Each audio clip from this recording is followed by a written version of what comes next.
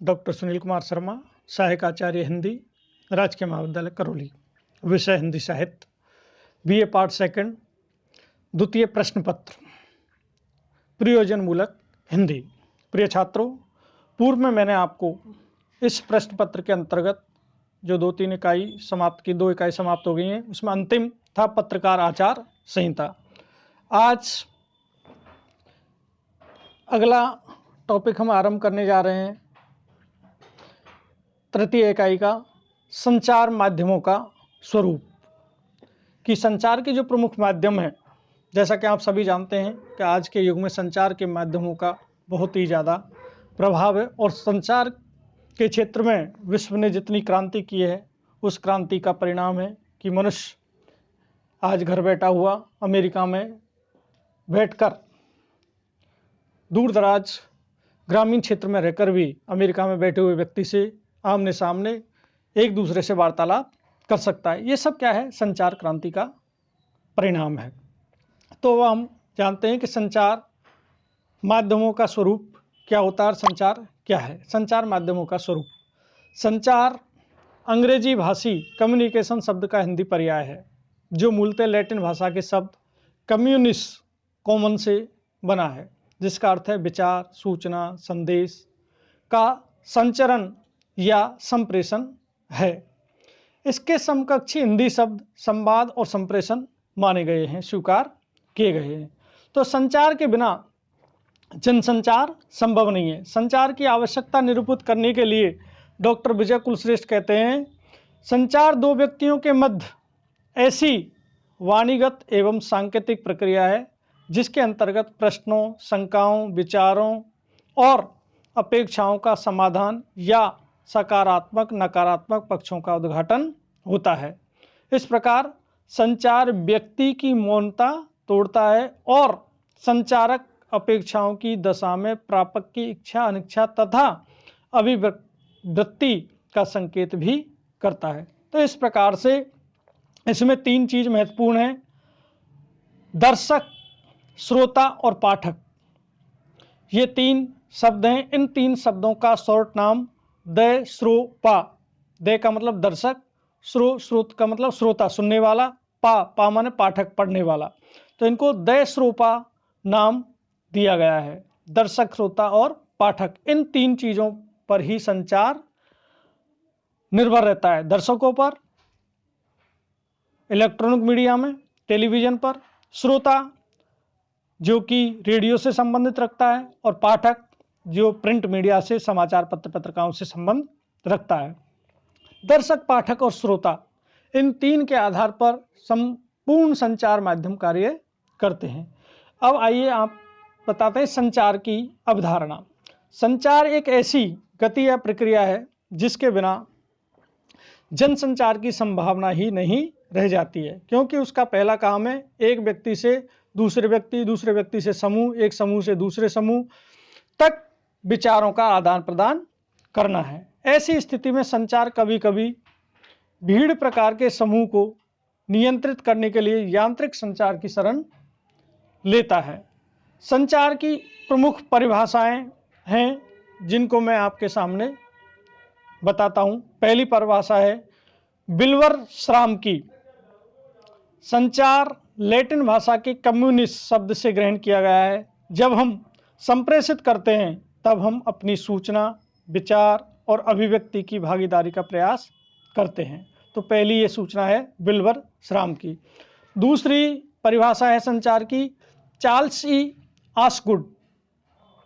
इन्होंने सामान्य अर्थ में जब कभी हम एक पद्धति से किसी स्रोत को दूसरे से प्रभावित करते हैं तो उनको जोड़ने वाले माध्यम द्वारा ही संकेतों के विकल्पों के कौशल से ही संचरण हमारा लक्ष्य होता है। तो इस प्रकार से इन्होंने विकल्पों के संचरण कौशल से संचरण का या संचार का संबंध स्वीकार किया गया है। तीसरी परिभाषा है जे पाल लीगनस। इन्होंने कहा है संचार एक प्रक्रिया है जिसमें 2 या 2 से अधिक व्यक्ति ऐसे सभी विचारों, तथ्यों, अनुभवों अथवा प्रभावों का विनिमय करते हैं जिससे प्रत्येक व्यक्ति से देश का सामान्य ज्ञान प्राप्त कर लेता है। वास्तव में यह संप्रेषक और प्रापक के बीच किसी संदेश अथवा संदेशों की श्रृंखला प्राप्त करने के लिए की गई सम्मिलित क्रिया है। तो इस प्रकार से इन्होंने संचार की बहुत ही सुंदर परिभाषा दी है। अगला लूमिक बेगल, इन्होंने कहा है संचार एक प्रक्रिया है जिसमें सामाजिक व्यवस्था के द्वारा सूचना, निर्णय और निर्देश दिए जाते हैं और यह एक मार्ग है जिसमें ज्ञान, विचारों और दृष्टिकोणों को निर्मित अथवा परिवर्तित किया जाता है।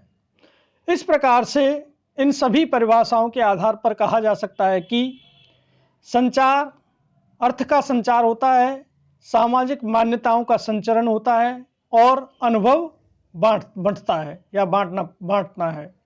अतः निष्कर्षतः हम कह सकते हैं संचार एक गतिशील प्रक्रिया है जो संबंधों पर आधारित है। वह संबंध और व्यक्तियों को जोड़ने का एक बड़ा हथियार है।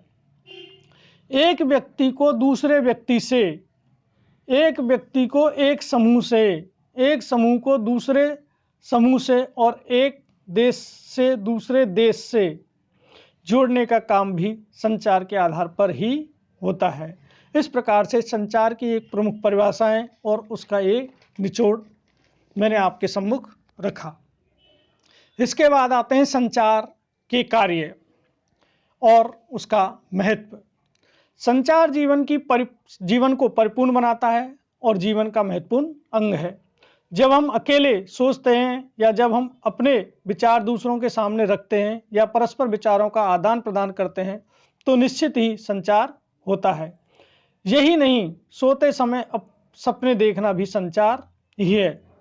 इस प्रकार संचार का मौलिक महत्व है और इस संचार को हम संचार के जो कार्य हैं उनको निम्न रूपों में विभाजित कर सकते हैं। पहला है सूचना प्रदान करना। समाचारों का प्रसारण और प्रकाशन किसी भी परिस्थिति में अन्य पक्षों तक सूचना या जानकारी का काम करते हैं। इस प्रकार चित्रों, तथ्यों, संदेशों, विचारों और समीक्षा आदि को व्यक्तिगत, पर्यावरण, देश विदेश की परिस्थितियों को सही समझ में प्रतिक्रिया या उपयुक्त निर्णय लेने के लिए आवश्यक सिद्ध होते हैं। दूसरा है सामाजिकरण, प्रेरणा, वाद विवाद, परिचर्चा, शिक्षा, मनोरंजन, एकीकरण और सामूहिक सत्ता की अपेक्षा। तो इस प्रकार से परिवर्तन, नियंत्रण एवं निगरानी, ये सब संचार के जो कार्य हैं उन कार्यों के रूप में माने जाते हैं। दूसरा है मानवीय संवेदनाओं की अभिव्यक्ति एवं तुष्टीकरण। तो इस प्रकार से संचार जो है वो मानवीय संवेदनाओं की तुष्टीकरण और उनकी अभिव्यक्ति करने का एक माध्यम भी है। तीसरा पर्यावरण संरक्षण। संचार के माध्यम से हम अपने विचार प्रकट करके पर्यावरण संरक्षण का संदेश भी प्रदान करते हैं। चौथा है शिक्षा। सामान्यतः संचार के माध्यम से आज शिक्षा प्राप्त की जा रही है और विशेषकर अब इस कोरोना काल में भी तो संचार के साधनों के माध्यम से स्कूलों और विश्वविद्यालयों, महाविद्यालयों के द्वारा शिक्षा प्रदान की जा रही है। तो आज संचार शिक्षा के लिए महत्वपूर्ण एक उपक्रम के रूप में सिद्ध और सार्थक हो रहा है। नवाचार का प्रचार, कि जिस प्रकार से नवीन वस्तुओं का या नवीन जो रिसर्च है उन रिसर्चों का खुलासा हो रहा है, उनका प्रचार प्रसार या नवाचार का प्रचार प्रसार भी संचार के माध्यम से किया जा रहा है। अगला है नंबर 6, औद्योगिक उत्पादन में वृद्धि। संचार के साधनों से औद्योगिक उत्पादन में भी वृद्धि देखने को मिलती है। सातवां है बैंक सेवा, राजनीतिक दल, एयरलाइन, विश्वविद्यालयों एवं शोध संस्थानों में परस्पर आवश्यक सूचनाओं का आदान प्रदान करना। अर्थात ये जितने भी बैंकिंग सेवाएं, राजनीतिक दल हैं, एयरलाइन हैं, विश्वविद्यालय हैं, इनमें सभी में संचार के उपयोग के माध्यम से इनके विशेषताओं को, उनमें प्रदान की जा रही सेवाओं को और सबका विज्ञापन के माध्यम से एक दूसरे को संचार के माध्यम से आदान प्रदान किया जाता है। और अंतिम है अभिवृत्ति, अभिव्यक्ति एवं व्यवहार में परिवर्तन। संचार के साधनों के माध्यम से जब हम बहुत सारे लोगों से परस्पर आचार और विचार का उपयोग करते हैं तो निश्चित रूप से संचार के जो माध्यम हैं उन माध्यमों से हमारी अभिव्यक्ति और अभिवृत्ति और व्यवहार में परिवर्तन देखने को मिलता है। तो संचार के प्रमुख जो कार्य हैं वो निम्न कार्य मैंने आपको आज बताए थे।